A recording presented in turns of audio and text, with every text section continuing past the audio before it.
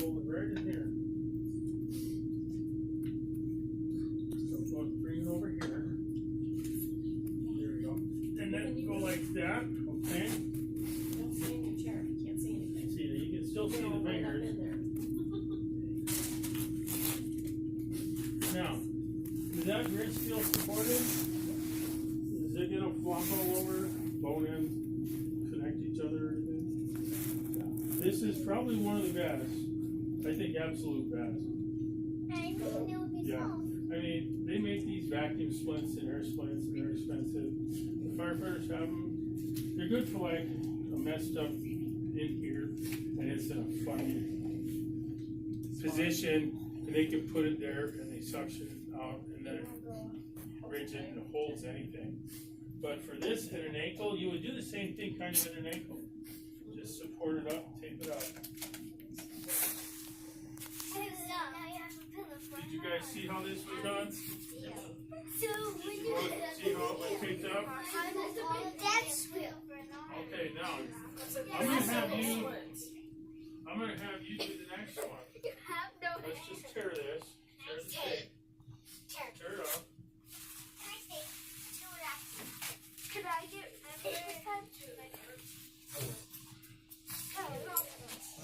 We're going to do, now if you had like a messed up elbow broken or this part of the arm, up high on this part of the arm, you would do it like the shoulder with that sling and swan. But if you're busted like in here, here, you need to do the whole arm. And same with the leg or a knee, upper leg, lower leg, just do a whole leg. So this would be the same as doing a whole arm, but we're going to do a whole leg. Are you doing me? Yeah. So I want you all to come over here and work on this together. This is the last thing we're splinting, but I need you guys to get serious about this. Now you notice how that pillow was,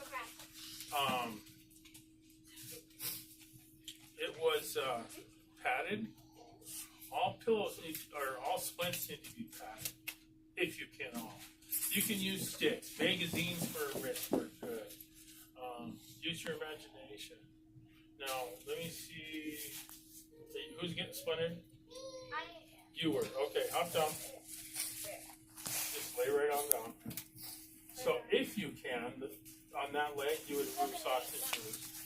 Because you need to watch the, make sure the foot's not turning blue. So you can feel her toes and stuff. This isn't big enough because it needs to be longer than her leg.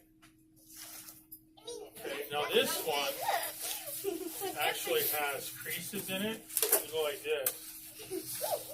We don't have any padding here, but you would have, like, say, that jacket. We're not going to use it now. You could use a blanket, towels at home. Okay, your sleeping bags if they're not too big. So you see this one here, this pre-made. They. Let's have my partner. It's going to take too long to set up. Well, normally it doesn't, but we'll be doing other stuff, getting blood pressures and stuff. Someone figure this out. I can. Okay. Otherwise, I would just get sticking on there. A lot of times, if they're too long, we cut them down. We round them off with our If scissors. she fails, can I try? Wow. And then if she fails, After we're done, I'll let you guys work on that. No, All right, can I put that try, leg straight. please? Okay. Now, sometimes if these are broke, any broken bone in your body, there may be bleeding where it's broken that comes to the skin. Then you got to do your bleeding control, and then you do your bandage control. But you do want, once you've secured that splint, well, you can always see where that bleeding was, because you don't want to find out when it's dripping through the bottom of the splint. Okay. You figured it out. Okay, so I need two of you with one on this side. You're going to support this leg, and you're going to come in from the end. You're going to slide it over. I want you to get to this side. Go ahead and get on your knees. You get over here a little more. You guys are going to support the leg a little. I want you to get down. Oh, you don't have to move much. I want you to leave it laying there. You take this.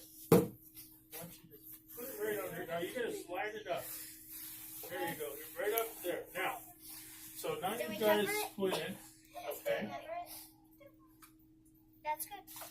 I think. It's not Okay. it. You can use all kinds of things, but a big old, you use duct tape.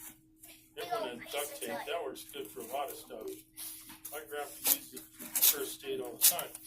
Okay, so let's say she's busted at the knee, right? Knee. Oh, you don't hit it. It's hurting her. So you've got split padding in here. Now you're going to tighten this up, right? Tight. So you're going to take and put the tape there to this side. Me? Yeah, sure. Go ahead and put it down there. And then you help her squeeze this together, and then you're going to take the tape over here. Go and help her. Okay, now, tear your tape off. I don't know how to tear. I want to Okay. tail. Go and tear it. Go ahead and tail it. It's hard to do. I'm going to take my glove off, so. Nope, she's got blood all over her. Okay. Okay, now. Go too close to me. No, there it is. Okay. Now, once you guys do it up here, we'll do probably 2 here, 3 down here. Okay, so I want you guys to tape some more. Okay. Okay? Get it closer up there. There you go. I Hold can that get tight. my glove for this one. Yeah, you didn't have them, but you guys got the I point of still wearing them. have them at like this. I still You have can them. get scissors too. She's bleeding all over the place. I need No, the you scissors. guys did the bleeding control before you put on the splint. Here. Here. Now you cut it for her. You hold it there. You cut the tape for her. Okay? Here, cut the tape.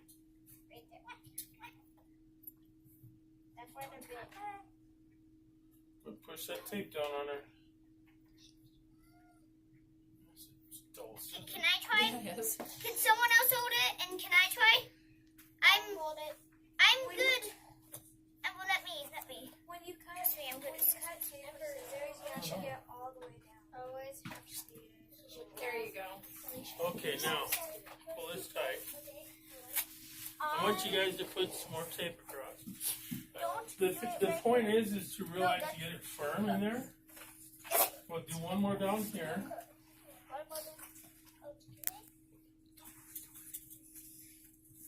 Let's go one right across here and one right down in here.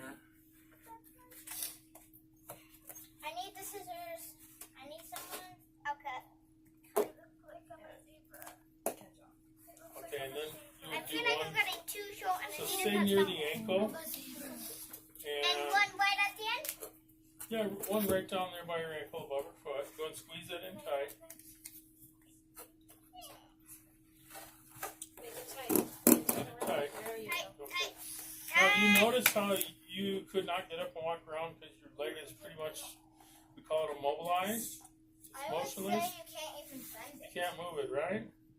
That's the point of this, is you don't want anything bend this moving around. I mean, knee.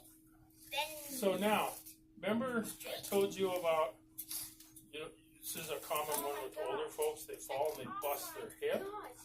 And that's this long bone way up in here, and it busts up near the pelvis. They'll be in a lot of pain. The best thing to do, hey kids, listen, take this good leg, okay? Say this is a good leg, because it's already straight. No, you guys keep them laying down. Put this good leg over to this one. No, lay it in there next to it. You may need a pillow under their knee, maybe in between the legs. And then take and tie them together with strips from a towel or anything. Why? Because you have a bad leg, needs to be splintered to get something, splint it to your good leg. You just tie them together. 1 or 2 up there, 1 or 2 down here. I know Position of comfort, okay? Now, a lot of people, when they get injured, some people, just because they look at their own blood, they get what's called shock. They turn pale, they get sweaty, they get nauseated, they may pass out. Their blood pressure drops, especially if they lost a lot of blood. This is the one thing that's going to be one of the most important, and if it gets severe, it's a killer. And if you guys are quite a long ways away, it's something to deal with. So one of the big ones is you got to keep them warm. They got to lay down. If their face is pale, they used to say raise the tail. Now there's a controversy if meaning the feet. Does it help? I see it help 5 to 10 points on blood pressure if you raise the feet. We can do it right on the stretcher. Like raises it up. And if the face is red, raise the head more like a stroke thing. Anyways, what you would want to do, hopefully you got a blanket, jackets and stuff. You want to cover them up. You got to keep them warm. If you had a way to put some pillows, blankets, sleeping bag under her legs, if this, say, wasn't broken, you could use the other one. You want to raise them because it helps blood stay up into where her heart and her brain is, okay?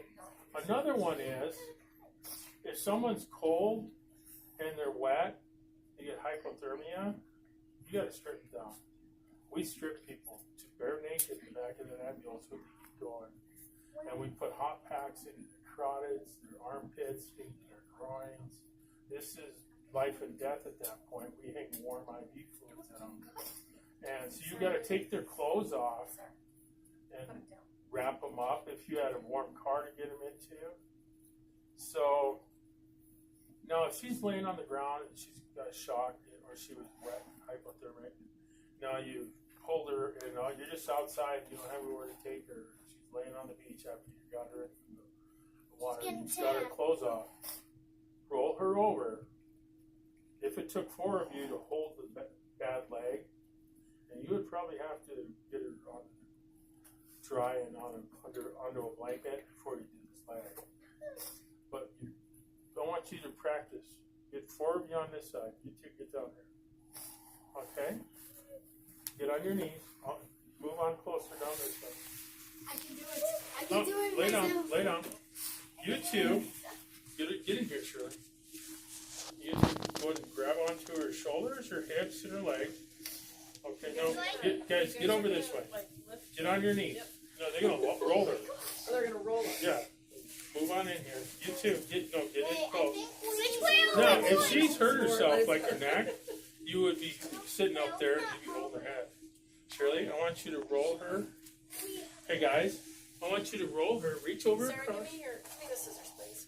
You're making me nervous. Here. They're going to roll you to your left side. No? Hey, watch out. No. Reach over across her. Reach over, Shirley. Roll her over. Ready on 3. 1, 2, 3. Now, you guys would be putting a blanket. No, not all the way on her face. Okay, just onto her side. Hey, guys. Hold her on her side. Hey. Hold her. Hey. Okay. Hold her on her side. And then you guys would put a blanket and jackets under her. Because the ground is always cold around here, right? You want her laying on warm ground and then covered over the top of her. Okay. So that's as best as you can do for shock. I think this is as much as they have. That's it. Okay. So. I like how you lay down the whole time. You like to chill one. You need to like I'm trying to keep save her. it. Do we? No, I think you covered all the stuff. Do this to me. I want. Hypothermia is a big one, you know, in the North Side. Can I Year cut? round. Can I cut one of them? Hypothermia. That water's like big. Can we go see it? Girls, do you guys know what hypothermia is? Do you know what it means? You know what it means.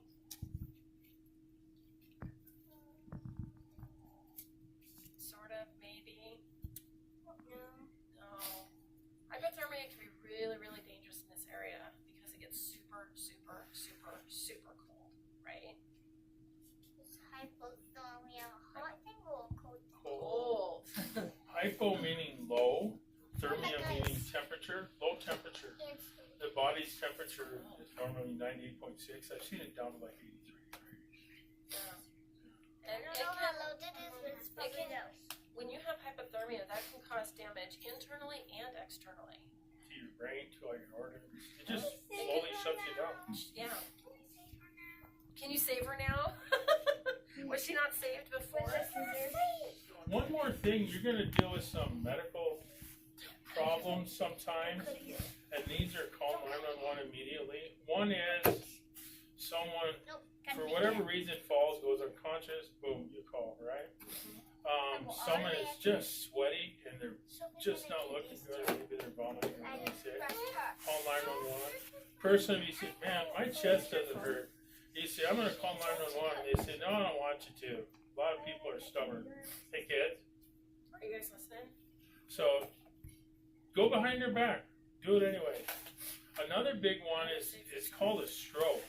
Mm. It's like a heart attack, but this is a brain attack. When the brain is lacking oxygenated blood to the brain. This is a critical emergency. And a lot of times they may be confused. They may have a hard time speaking or can't speak at all. Or they have word salad, it's just all jumbled. They may have an arm or leg they can't use.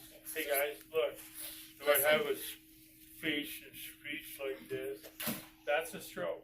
Call 911 immediately. They can do marvels at Sacred Heart and Deaconess. Deaconess is a certified stroke center, one of the few in the nation where they get you right into your treatment within 10 minutes. Well, 10 minutes of CT, they've already had blood thinners on you. So, another one is diabetes. A lot of diabetics, their sugar doesn't get low. And they get confused, pale, sweaty, grouchy, nauseated. Give them something sugary to drink. If they're conscious enough to be able to drink it.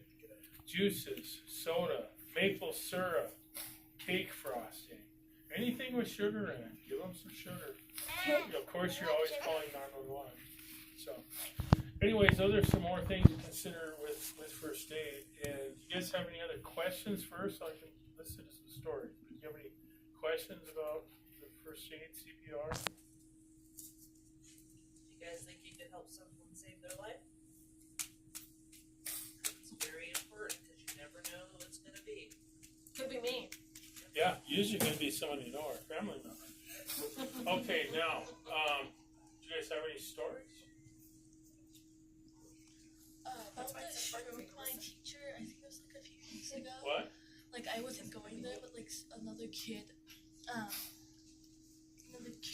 that went there, the class had to go to they didn't go to the next store. They ran all the way down to the office, and the teacher was having a brain stroke. Yeah, they're all in the brain. Yeah. And then she couldn't feel anything. Did she get better? She's still trying to get better. She can feel some things. It takes a while. Some people never get it all back, but they can do a lot for strokes. I'll throw So on now that. it's